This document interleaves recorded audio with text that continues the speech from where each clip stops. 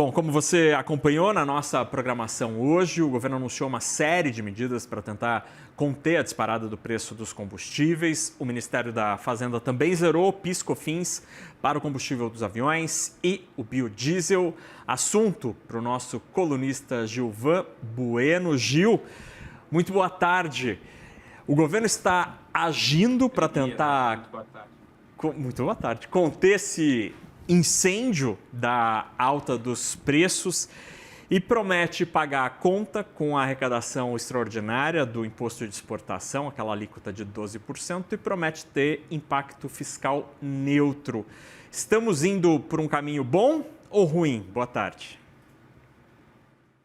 Naka, que alegria revê-lo. Muito boa tarde para você na sua audiência. O caminho não é o ideal. Por quê? A gente tem que olhar como os preços refletem as decisões. Então, um investidor que acompanha o mercado financeiro com um telão de cotações, ele percebeu que os juros futuros começaram a disparar. Por que os juros futuros começaram a disparar? Porque você está tendo um cenário de gastos maior do que a arrecadação. São várias medidas. E uma questão que o Stuberger fez o famoso gestor do Fundo Verde, fez uma entrevista recentemente, e ele trouxe um ponto importante na sua fala. Hoje o Brasil tem 113, mais de 110 milhões de pessoas assistidas por programas de transferência de renda ou aposentadorias. 10 milhões são aposentadoria e 100 milhões são de transferências de renda. Isso está trazendo impactos no curto e médio prazo. Por quê?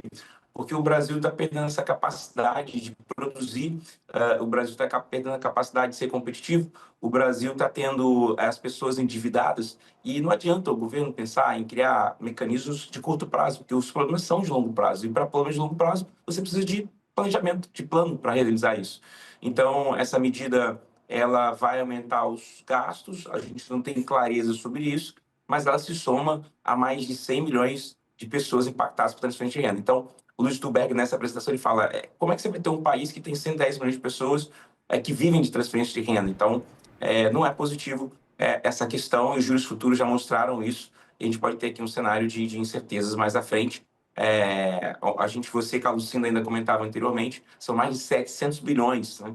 E uma pergunta, Naka, de meio, né? A gente tem uma arrecadação de 325 bilhões de reais com tributos, com arrecadação de tributos, e mesmo assim a gente não consegue ter esse crescimento, a gente está preso nessa armadilha da média nos últimos 40 anos. O brasileiro ganha em média, segundo dados do BGE, 30% dos brasileiros ganham entre 1 e 2 salários mínimos. Então, sem um plano isso vai ficar muito difícil.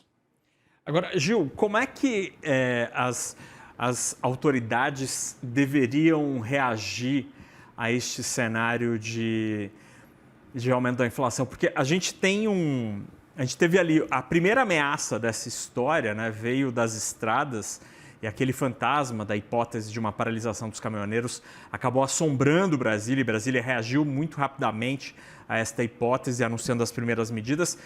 Mas como é que poderia ser a reação? Porque é muito interessante observar, no caso brasileiro, que a gente já tem uma situação fiscal muito esgarçada, não tem nenhum tipo de folga para tomar medidas com impacto fiscal. Aí o governo anuncia ao mesmo tempo, né?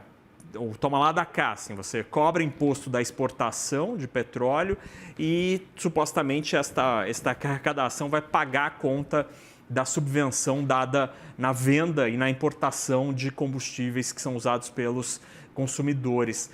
Que tipo de modelo a gente poderia usar para tentar reduzir o impacto dessa disparada dos preços, se é que é necessário adotar esse tipo de medida, na tua opinião?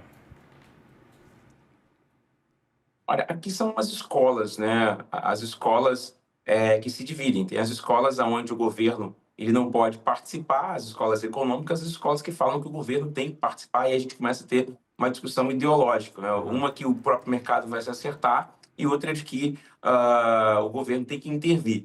Só que essa capacidade do governo intervir ela é muito fraca, e ele vai ficar o tempo todo num linguajar popular correndo atrás do rabo ou tampando o sol com a peneira, porque vamos pegar um exemplo de fazer o programa Desenrola 2. Ele vai resolver 80% da dívida, mas as pessoas vão continuar endividadas, porque o Brasil, você não conseguiu construir nos últimos 40 anos uma elevação de renda para as pessoas. Sobre a questão de tentar, vamos fazer gás, vamos fazer várias medidas para tentar conter, mas isso não é o papel principal, olhando o que está acontecendo.